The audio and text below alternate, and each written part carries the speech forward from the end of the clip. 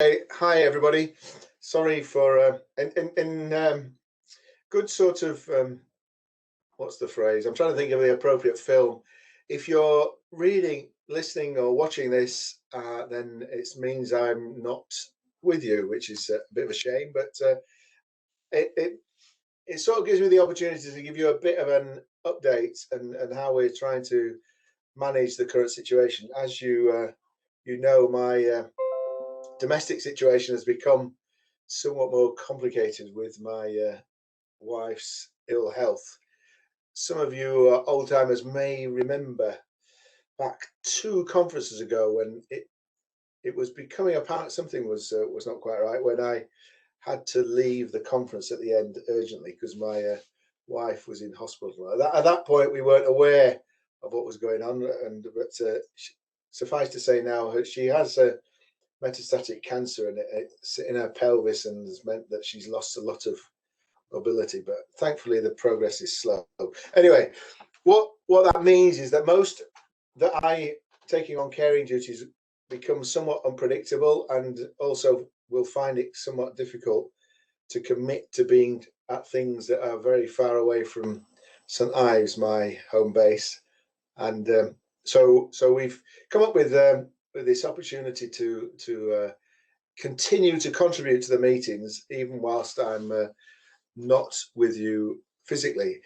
In some ways, as you can imagine, this whole dreadful situation with the lockdown and the pandemic has actually made us realise that some of these things are possible, whereas actually 2 years ago, if this had occurred, probably none of us would have thought of actually trying to carry something on remotely. But having us all had 18 months now of it, just about, it seems not quite so impractical. So here we are.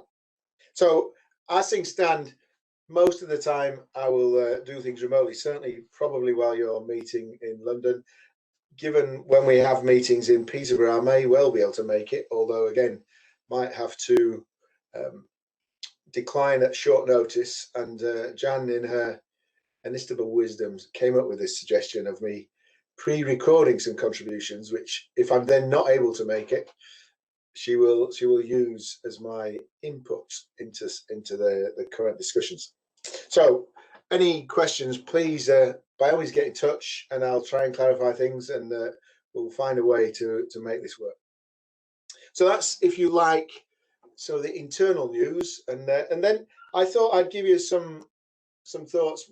One of which is just about external data news, and this is I'm on the some of you may know, on the Origin and Destination Working Party at the ONS, as ever, carrying on Doug's long tradition of providing some commercial inputs into the generation, extraction, and distribution of public data, and it was again particularly pertinent, as you know, Keith, my predecessor. One of his final legacies was to make sure that commercial organisations were recognised as being able to provide benefits for the public good, and as such, that meant that we were able to access secure data. And of course, you may have forgotten, we did the census earlier on in March this year, and so things are building up for the new census data to be made available to the wider public. And nowadays things have moved on from 2011, in that they are going to have a threefold set of distribution. There's going to be public open data that's allowed from the census, then what they call safeguarded, and third, what they call secure. They very much adopted the model that CDRC were certainly one of the pioneers of, this three-stage level of data. So the public open data anybody can have, and you can do anything you wish. Safeguarded data you have to have under license and guarantee various controls of the data, and there's a certain level of disclosure control applied to it. And then there's the secure level data, which is much more granular and adjusted and allows you to have direct access to much more detailed information, but you have to do it within what are now called, well, secure locations. It used to be the case that they were just ONS officers down in London, Titchfield and Newport, and then they provided a place in Glasgow and Northern Ireland. Thankfully, they've now extended those secure locations to include what are called safe pods, which will be dotted. There are going to be 25 of them dotted around the country. I'm hoping that most of them will be at universities. And this was where I was able to contribute something only yesterday, in that they were forgetting yet again. We need to constantly remind them that commercial people are now approved researchers, and as a result can contribute. And I'm hoping, as I've directly impacted, we'll have the opportunity to have access to safeguarded data under specific licensed conditions. So more of that. But what it does bring to mind is the idea that some of you may want to consider going through the process of becoming an approved researcher. I know some of you have already done it. I'm fairly sure Tim Rain at Sainsbury's has. I'm not sure anybody else. But as the census is becoming available, this will be a particularly appropriate time when you'll get access as a approved researcher to much more detailed information coming out of the census. You, of course, do it under very controlled conditions, but that allows you to look at the data and then create approved outputs, which go through the whole process of statistical disclosure control. But the important thing is that you can look at the data prior to that disclosure control, then creating your own outputs for that purpose, rather than only looking at the data after it's been made distinctly anonymous. So I'm excited by the new opportunities with the origin and destination data. They're also looking at providing us with much more flexible access, in that they've talked for, well, it must be 20 years now, on providing a flexible downloading tool that allows you to select the different tables you want to construct. Now they're very close to actually delivering it, so that will give us lots of scope. And but even now, they've got the fallback position of providing with static data. And as you know, origin destination data is one of my particular fascinations, because of the connections it shows across the country and how things can propagate. But there may be lots of other information that's of particular interest to yourselves. And the more granular are, the more you can set it to your own catchment areas. So that's the external area. And then I thought it wouldn't do any harm if I gave you the benefits of some of my current speculation. You're more than welcome to switch off if you think I'm just going off on one again. And I'll maybe confirm the fact that you want to switch off by relating it to an event I had a few days ago. You may know I and my wife Joanne keep 3 what I think are beautiful Irish setters, quite large dogs who like a lot of walking. But we also have a cat, Arthur, black and white, who sort of manages to navigate his way around them. He outwits them all the time, which is the thing that I really like about him. But none of our pets are particularly confrontational. They all like to sort of find their ways around people. It would have made our life easier if just for once Arthur the cat has stood his ground, bopped a few of them on the nose, and then they would have stayed well clear of him. But he's always chosen to work his way around them. Anyway, I was returning from walking the 3 dogs, and Arthur had decided to sit outside the front door when normally he goes in the back door. And we were trying to encourage him to go through the front door. And it suddenly prompted me to think, wise as Arthur is, can he work out that because 3 red dogs who look something like the normal people that inhabit our house are sat outside the front door.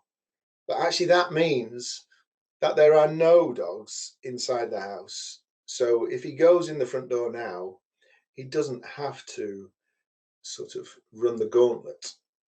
Or is he just going through the front door because behind him are these 3 red dogs, and the only way out or away actually is to go through this open front door, and it's better to risk getting away with it in the house because I know there's 3 hairy things outside rather than going through it.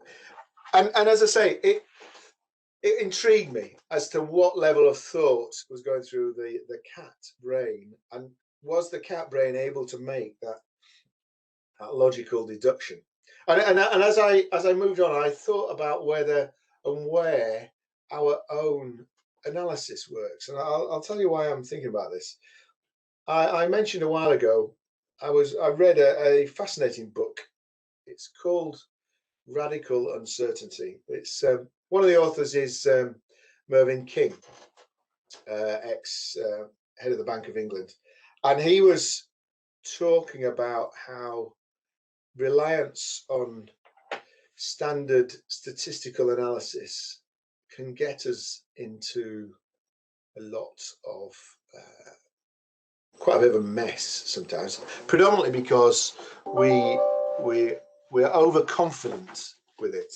Because if we just look at the data from a statistical point of view, we'll nearly always miss things that could happen because they're outside the model, and we nearly always underestimate the uncertainty in the data, because some of the things are uncertain because the model wants to change. And so he was arguing for the need for us to always be in a position where we're exercising judgment. We're trying to understand what's going on, was his phrase, and some of that doesn't sit well with if you like the statistical approach of just taking probabilities and multiplying them together. It relies too often at some point on the fact of independence, which creates lots of overconfidence. And he developed this talk of looking at narratives. He used the analogy, which I've done myself before, of looking at the way a courtroom comes to a decision about what's going on when they decide what's whether someone's guilty or not. And then the way they describe it is that they look, and we naturally look in other circumstances which are not statistical, for what we think is the best explanation of what's happening, and that's what it does. Is 2 things. It takes very clearly the need for a sequence of different events, something which a statistical method ignores quite a lot, because it just assumes that things happen randomly a lot of the time. And it talks about those things that might be rare and exceptional and singular. And that's where I think where it becomes quite important when we're trying to understand what might be happening when it's happening not very often. So and lots of things are happening not very often, and we're asked to come up with a judgment of where things are. And he talks about narrative analysis, and I think it's a good thing for us to stop and ask ourselves sometimes. I've certainly got into that habit of thinking first, what might be going on? How are we sort of blinding ourselves from other influences, other sources of uncertainty, because we focus just on the techniques and easily end up just staring at a problem from the point of view of what we know we can analyze, rather than staring at a problem and allowing anything that might be happening to occur. As I say, that's why I went back to the cats, and why you might want to think yourselves about the problems and thinking, well, what things might be impacting on this scenario that I've not taken account of at all. It might be the weather. It might be the fact that somebody's ill. I think, for example, about how we, and I go back to my own personal circumstances, how we treat behavior of customers, for example, as if all that's going on is that they're considering the transaction with your own organization, and forget that the transactions are impacted on all sorts of other choices. As with the cat, because the things happened outside the door, things inside are no longer happening. As with myself, because of my home situation, it's impacting a lot on what's happening at work. And those things are outside any normal model. I could ramble on. I'm not going to do that. I'm sure there's all sorts of much more immediately useful things to do today. And I hope you have a great conversation. Unfortunately, this time without me. I will wish you all the best and speak to you later. Thank you. Bye.